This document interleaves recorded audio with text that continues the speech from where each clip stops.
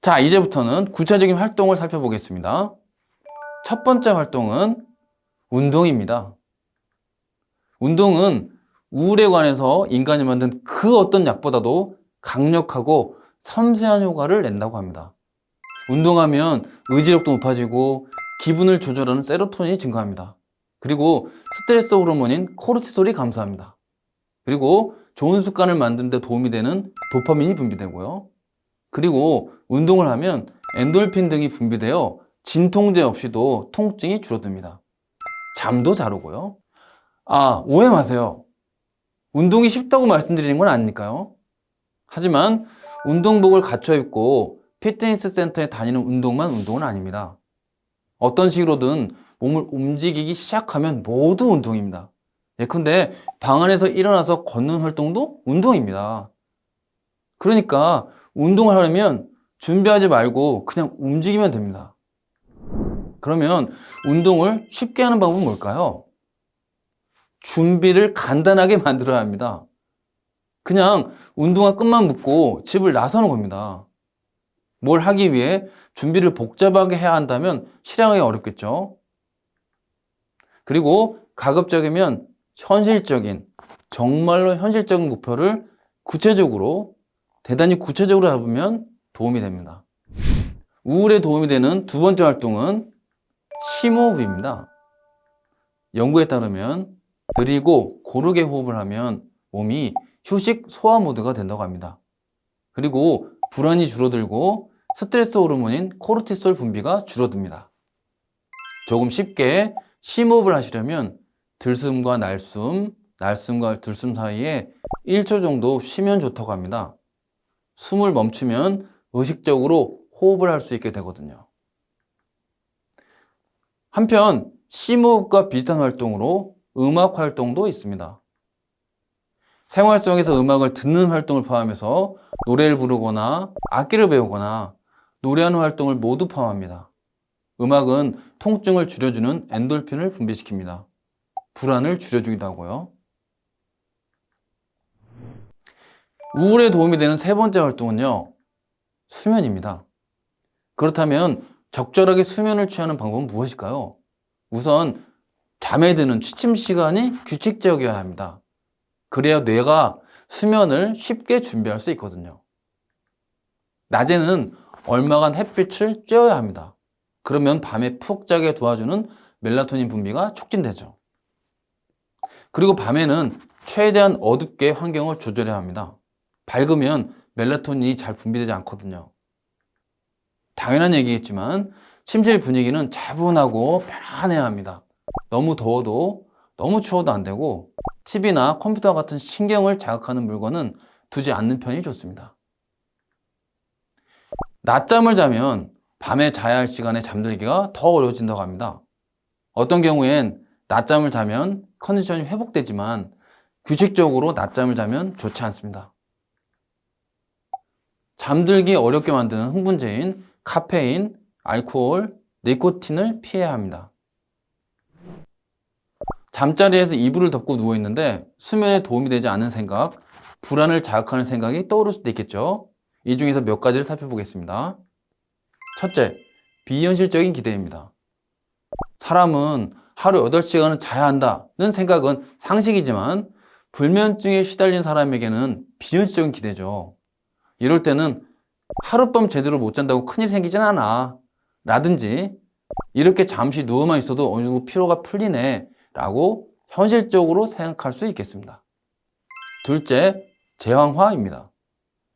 비현실적인 기대와는 다르게 제왕화는요, 모든 현실을 부정적으로만 생각하는 겁니다.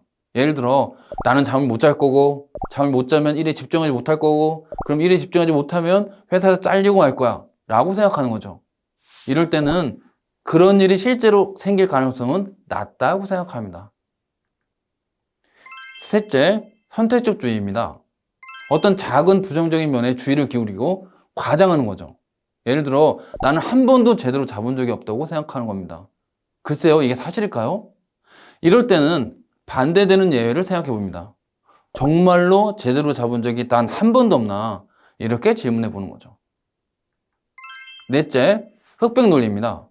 이는 모든 걸 좋으냐 나쁘냐 둘 중에 하나로 생각하는 거죠. 예를 들어 밤에 잘 자면 모든 일이 잘 될 거야. 하지만 잘 못 자면 모든 일이 엉망진창이 될 거야 라고 생각하는 거죠. 이럴 때는 세상 일이 그렇게 단순하진 않다고 생각해야 합니다. 말하자면 잠을 잘 못 잔다고 해도 상황은 돌아가죠.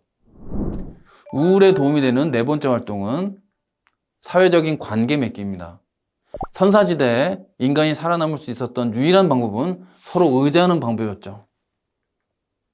뇌과학적으로도 사람이 타인과 의미 있는 관계를 맺으면 옥시토신이라는 신경 전달 물질이 분비돼서 스트레스와 고통을 줄여준다고 합니다.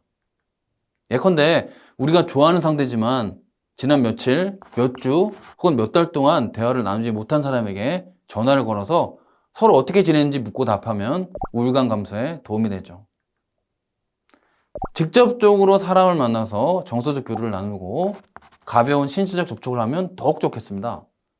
만나는 사람마다 포옹을 할 수는 없겠지만 가벼운 악수나 하이파이브 같은 접촉은 가까운 사이에서 사회적으로 적절한 행동이므로 권장할 만합니다. 더 나아가서 아주 작은 일이라도 남을 돕는 행동을 한다면 예컨대 자원봉사 같은 거죠.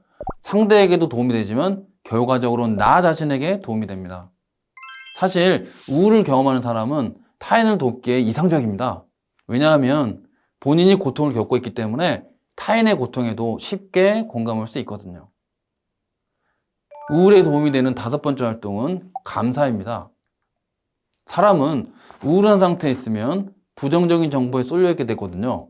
그래서 조금이라도 긍정적인 정보에 관심을 기울이면 부정적인 정보에 쏠려있던 균형추를 가운데로 돌려놓을 수 있습니다.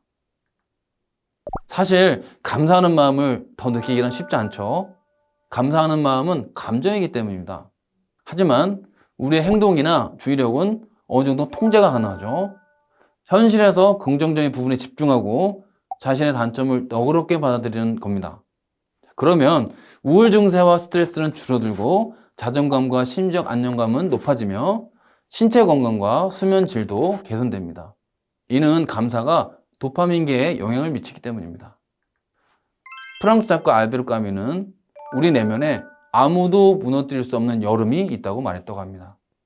가슴 깊이 남아서 힘든 시절을 견뎌내게 해주는 긍정적인 기억을 뜻하는 말이죠. 우리는 가만히 앉아서 눈을 감고 깊게 호흡하면서 1분 정도 이 기억을 떠올려보는 활동을 해볼 수 있습니다. 피상적으로 기억하지 말고 그때 행복했던 장면을 오감을 동원해서 아주 구체적으로 떠올려 보는 겁니다. 우울한 상태에서 감사함을 느끼려면 내 눈높이를 낮춰야 합니다. 내가 보기에 못난 부분이나 부족한 부분을 관대한 관점에 서서 봐야만 감사하는 마음을 느낄 수 있겠죠. 사람은 완벽하지 않기 때문에 실수도 하고 잘못도 합니다. 이미 지나간 일, 내가 바꿀 수 없는 일을 바꾸고 싶어 하기보다는 잘못한 나, 실수한 나를 용서하고 받아들여야만 합니다.